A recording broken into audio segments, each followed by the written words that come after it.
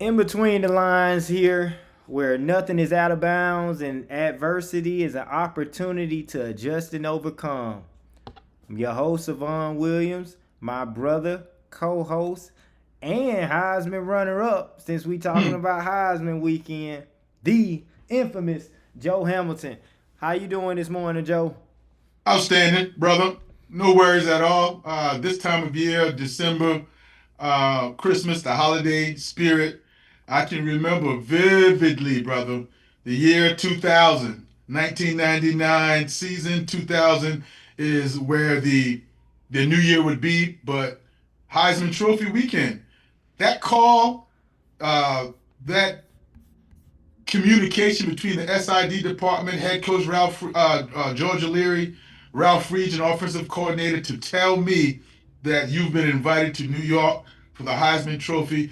You have to know, brother, you've known me for a long time, man. I am a historian of college football. I love it to death. And the Heisman Trophy goes all the way back to 1960s, 1950s, and the tradition and the names of the school that's won it, the name of this superb athlete that won it always resonates. So to be in that midst, to have your name go down, and you have an invitation up to New York during the Heisman Trophy ceremony, so real, man, so unreal, so surreal. And I can remember, I rememberize it vividly about what I went through and the emotions, having your family there, and meeting all the Heisman Trophy finalists, meeting all the past winners. I wouldn't say it was a dream come true, but it was definitely an experience that I'll never forget, my brother. Let me ask you this. Take us in the brain of a Heisman finalist. What's the setup? How many people gets the, like, I know you say family, but is it a certain number of family members that get to come up there to New York? How early are y'all up there the whole week? Or what was it like for you? Well, for me, we got there Thursday just to get acclimated, put your stuff in inside the hotel room, walk around, be around the finalists. That was Mike Vick, Chad Pennington, Ron Dayne, and Drew Brees. You were able to meet their parents. You were able to meet their loved ones. And you had two tickets complimentary, and that was my mom and dad. My wife now, that was my girlfriend then, Kenya Williams, now Kenya Hamilton, she made her way there. My friend from high school, my friend from childhood friend, Taurus Nixon, he made his way there. But it was just a fact that you had a lot of media obligations. You had a lot of things to sign for the public for just Heisman Trophy, what I would say, the community, the sponsorship. They probably have balls given away. But I just remember when you look at the likes of Mike Rozier, Doug Flutie, Roger Staubach, Tony Dorsett, Marcus Allen, all those guys that you, Tim Brown, all those guys that you grew up watching and admiring.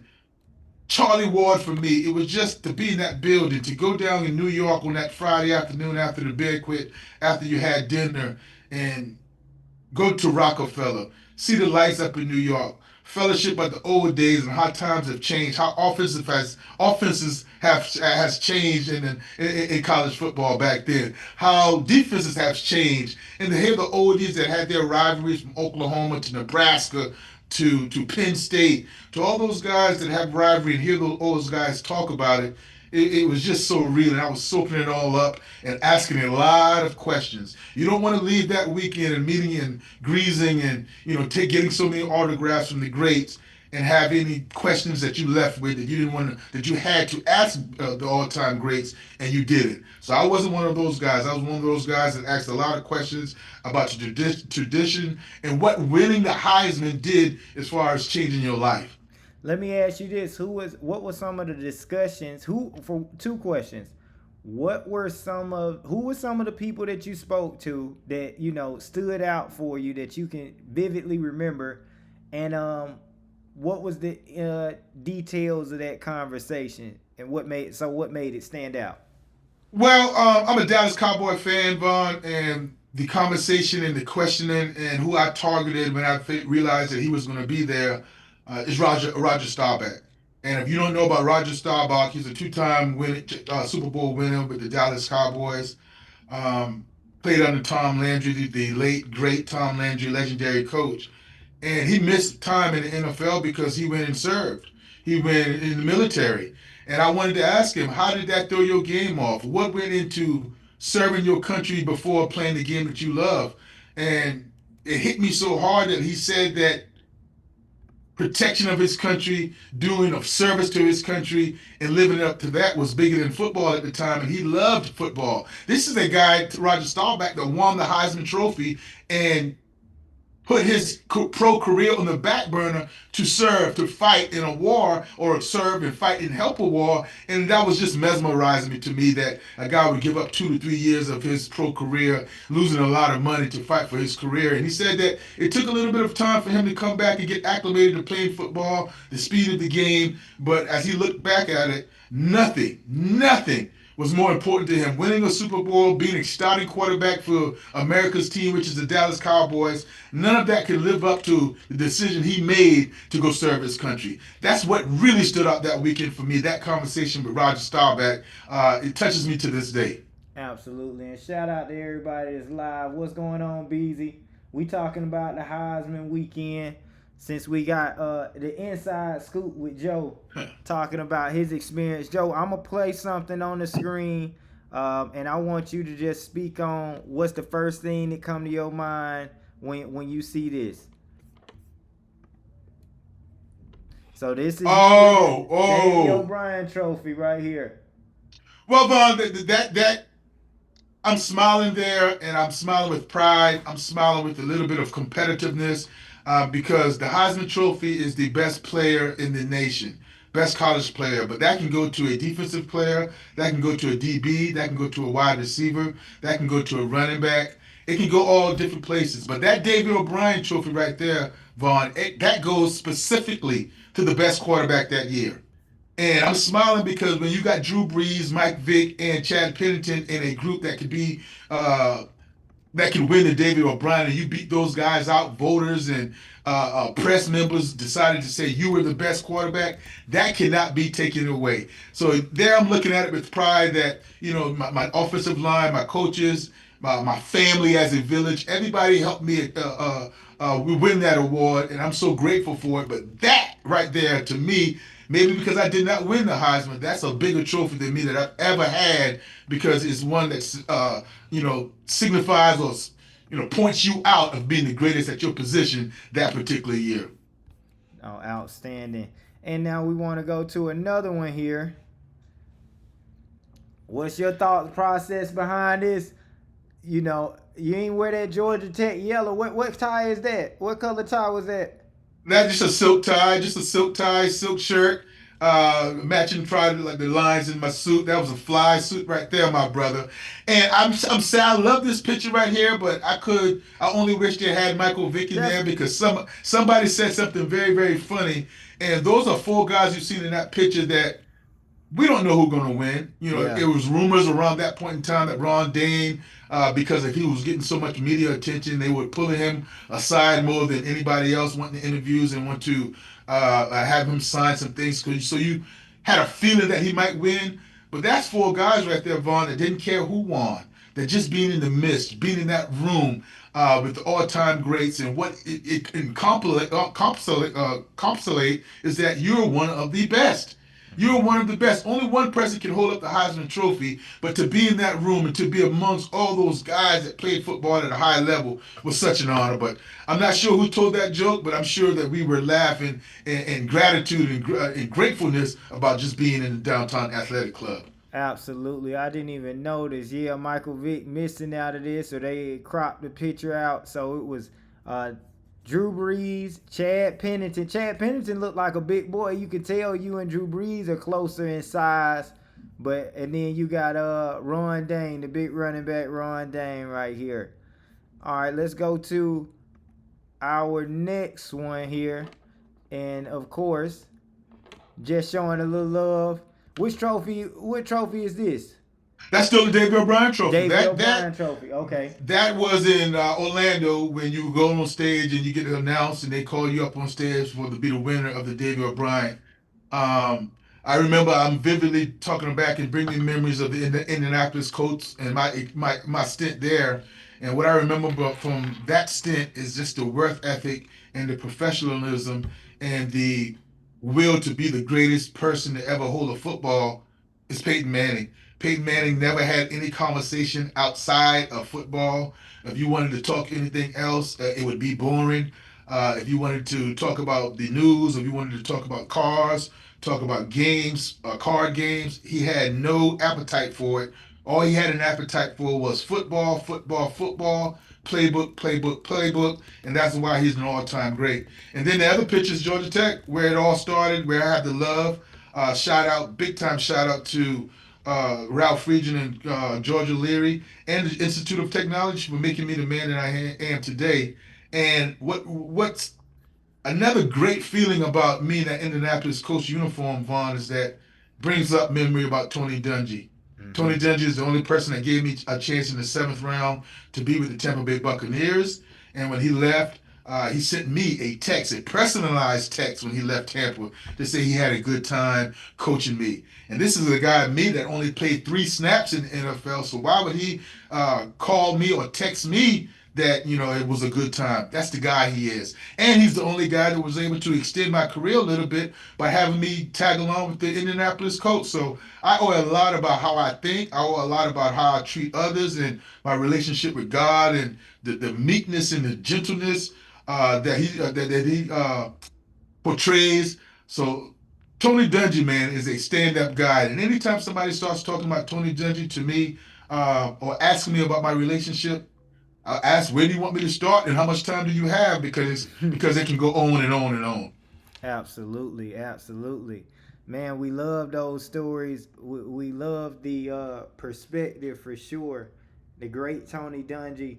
Was it ever a point, going through the draft process, was it a point or a thought that you thought that Tampa Bay would have chose you, or was there any other teams? I know at the time, obviously, you just like, I don't care who draft me. I just want somebody to draft me. But was it ever, when did you know, other than when your name got called or when you got the call? And where was you exactly when you got the call from Tampa Bay? Well, I was at my mom's house, my house I grew up with, my mom and dad's house, watching it. The first round kind of passed by. I wasn't too anxious or wasn't too nervous about the first round or the second round. I wasn't projected to go in the first 3 rounds. I understood that. And the next day is when you started to get a little bit nervous because you wanted to get drafted. You had people at the house expecting to get drafted.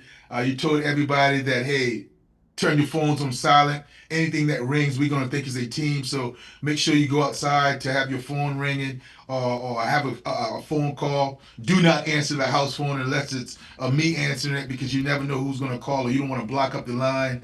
But what happens, Vaughn, is you start to play peekaboo. You start to judge other quarterbacks.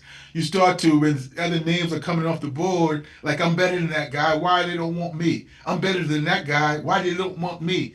And truth be told, that you never know. And then that's when I finally realized that agents, they never know because my agent was telling me 4th rounds, you got a little bit of interest from the San Diego Chargers, a little bit of interest from this team or that team, and then all of a sudden they're bypassing. They're not communicating the way you want them to communicate with you, and they're just guessing. They're just keeping you, and they can't make anybody draft you at all. All they can do is tell about your accolades, tell about the person you are, and hopefully that's enough to get you drafted. But I constantly saw everybody going and everybody going. And I'm like, my God, will I get drafted? And you remember now, I was in the draft that Tom Brady went way late in the 6th round of that draft. So a lot of GMs got it wrong with the quarterbacks they picked ahead of me and definitely ahead of Tom Brady. But at the end of the day, I was happy that the Tampa Bay Buccaneers drafted me. And when you that late of a draft pick is an in between. Do you want to be drafted that late or you want to be a free agent? Because if you're a free agent, you get to choose where you want to go, and you're able to choose and see the roster. Can I make the team with that roster? Can I make it up to 3rd string in that roster? Because then when you get drafted in the 6th or 7th or the late rounds, you don't have a choice. You have to go to that team no matter the depth chart, and it is least likely for you to make that team. But Tony Dungy, an African American coach, they had Sean King, just an African American quarterback that just was named the starter there as well. So it was a perfect situation to be groomed and to learn and be a part of a Super Bowl championship. So it all worked out. You would love for it. I would love for me to be drafted a little bit earlier and not wait so long. But it all worked out, man. Holding a Super Bowl ring and the memories and somewhat adversity that I went through is all for the better now. Absolutely. Um, One thing, obviously, I remember going to Tampa Bay and having games in Tampa Bay, things of that nature, being able to support. And obviously, I even remember arena football, but we're not going to necessarily get into that right now. Going back to the Heisman time, did y'all already knew who you was going to be playing in the bowl game at the time? Senior year. Yes. So Yes. who was y'all preparing for in the bowl game? Oh my God, the great Miami Hurricanes. And they weren't great that year, but that was the same team while they were battling off and getting off of probation. That was the same team that eventually blew out Nebraska in the national championship game and was going for back-to-back wins when Ohio State beat them with Maurice Claret and that phantom, some people would say, or non-phantom pass interference call in the end zone that happened to allow Ohio State to win.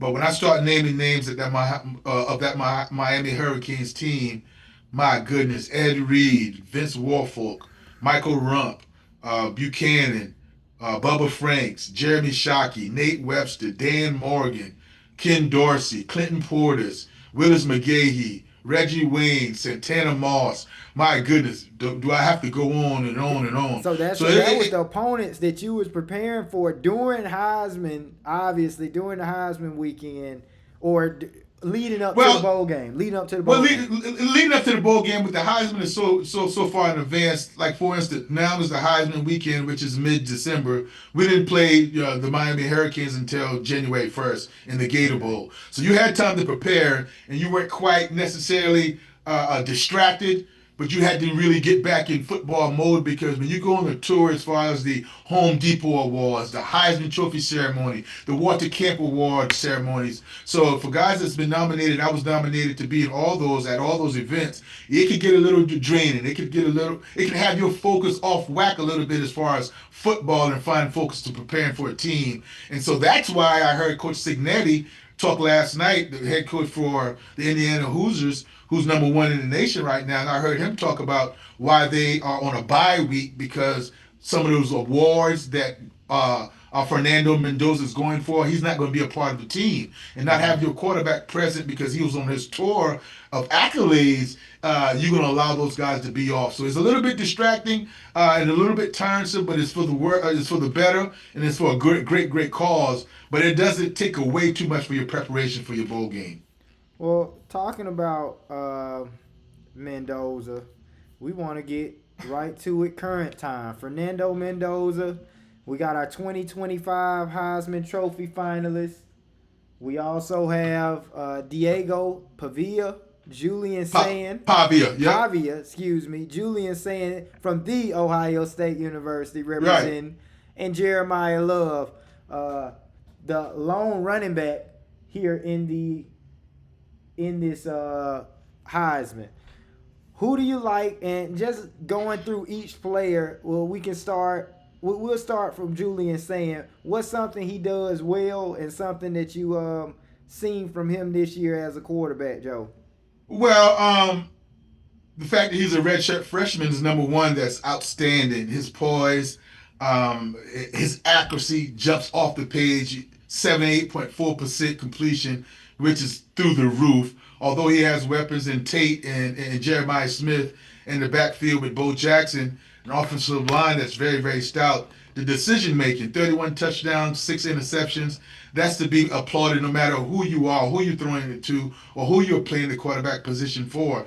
So to be here as a redshirt freshman, to look so poised and comfortable back there, I love it. I absolutely love it. And the notoriety and the pressure that comes just from being the quarterback for the Ohio State Buckeyes. You have to give him credit and you have to give him a lot of kudos.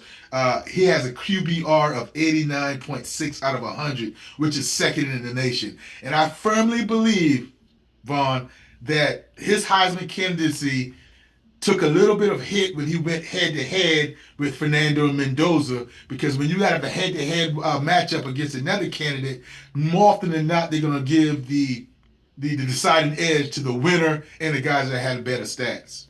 Speaking as Ohio State Buckeye, I myself would say I feel that that Big Ten championship game could certainly hurt Saban's ability to win the Heisman. But I also feel like I think the pressure of Big Ten championship and him knowing that the Heisman was up for grabs, whoever won that game was going to be at least one of the favorites to win.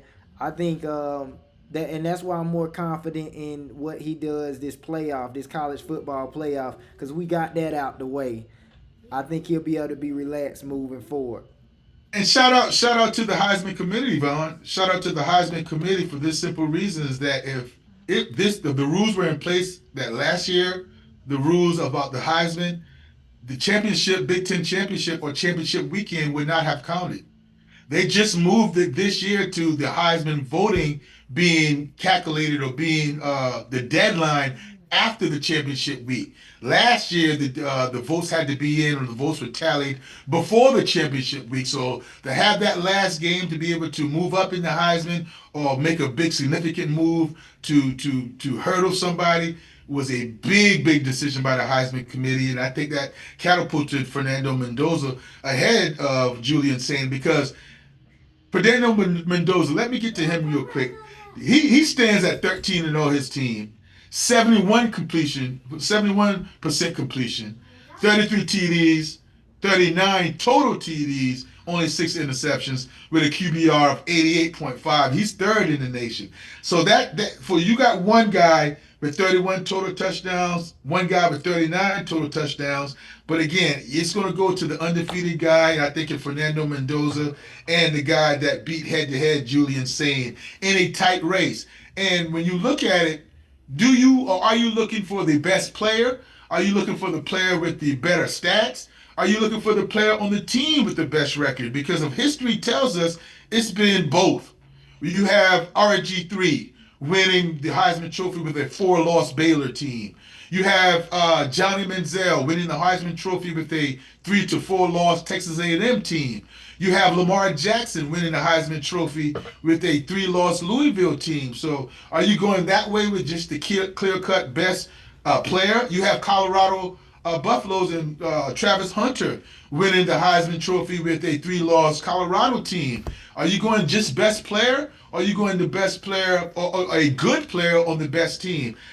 Because I would say my next guy on the best player out of these 4 Heisman Trophy finalists is Jeremiah Love. Mm-hmm. Jeremiah Love is the best player, running back, but that doesn't go with the record with Notre Dame, and he was not able to play many fourth quarters and build his stats up as something we've never seen before, like 2,500 yards, total yards from scrimmage, or over 2,000 yards rushing. We don't have that for Jeremiah Love, but I think he'll be a very good professional athlete in the pros because of his skill set being a 3-down back. But he just didn't have enough. And then you have Diego Pavia. Outstanding year at Vanderbilt.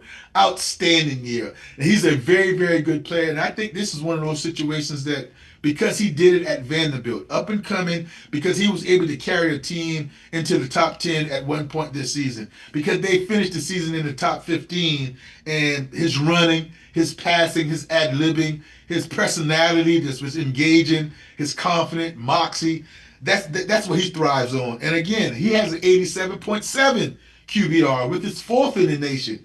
So while we don't think it's big names, and the reason why it's big names, not big names, Vaughn, because these weren't the guys that we had preseason to be a Heisman finalist. We had Nussmeiser. We had Manning, Arch Manning. We had Lenore Sellers from USC. We had a lot of different guys that we thought was going to win the Heisman, but none of these guys were preseason favorites, so they were able to do it during the season. And Julian Sain was a redshirt freshman, so he came out of nowhere. Fernando Mendoza was his first year starting in Indiana, so he came out of nowhere. Right. Diego Pavia, same thing, out of nowhere. Jeremiah Love, he didn't come out of nowhere because he was in the national championship last year, but that's some of the same thing. He wasn't a favorite going into it. So while I don't think it's big names, Vaughn, I do think it will be a tight race.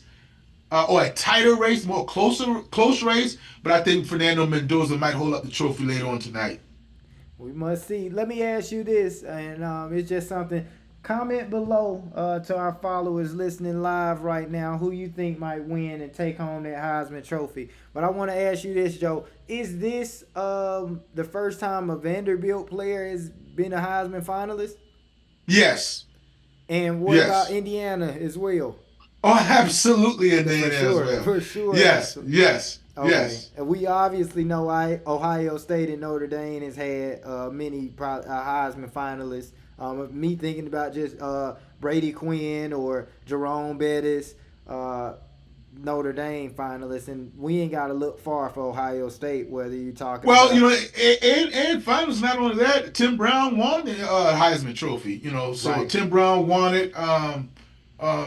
Obviously when you're talking about, Ohio State with Eddie George. We ain't even got Troy Smith. But I was even thinking about finalists. You got Stroud, C.J. Stroud. You got the list go on and on. We don't have to get into them. But I just was thinking, I'm like, well, I ain't never seen Vanderbilt around this time of the year where they got a finalist.